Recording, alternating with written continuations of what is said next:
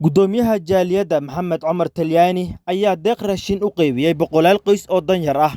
xilli lagu guda jiro tobanka dhexe ee bisha barakeysan ee Ramadaan. Gudoomiyaha ayaa ka warbixiyay raashinkan ay u qaybiyeen qoysaska danyarta ah. Barnaamijkan waxa ugu talagalnay haddaan nahay jaaliyadda Soomaaliya Koonfur Afrika Somali Community Board inaan ku afurino ama iftaar aan ugu talagalnay dadka Soomaalida iyo walaalaha muslimiinta ee nawaaxigeena degan ee masaakiinta ah aan isleenahay iftaarka ma qayb qaadan karaan.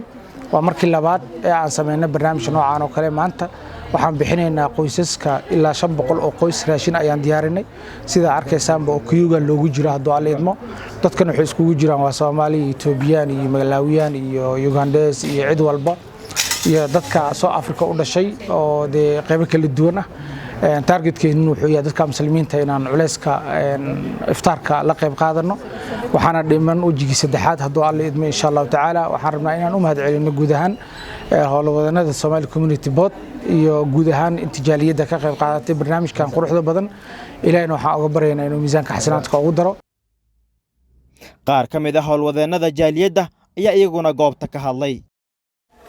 waxaan leeyahay way mahadsan yihiin dadkii soo sadaqaystay Somali Community Boardna aad bay u mahadsan yihiin dadka Ramadaanta ay gaarsiiyeen afurka waxaan leeyahay jazaakumullahu khayran. Allah ayaa u mahadinaynaa marka koowaad noo sakhiray hooshaan aan ku jirno waxa kale oo mahadnaqaynaa raggii ka shaqeeyay in muslimiintan xilliga Ramadaanka lagu jiro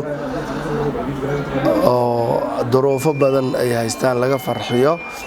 raggii ka shaqeeyay ayaa u mahadnaqaynaa. Bismillahir Rahmaanir Rahiim maanta oo ay taariikhdu tahay 13 March 2025 Ramadaan kuna 13 yahay waxaanu halkan ku qaybinaynaa raashin oo aan ugu talagalnay afurka horeyna waxaan u soo qaybinay bilowgii Ramadaanka 480 waxaan kaloo ku xigi doona agoomaha oo aan ciidsiin doono haddii Rabbi idmo. Cabdirashiid Xuseen Karaash raadiyaha TV-ga Shabeelle magaalada Johannesburg ee dalka Koonfur Afrika.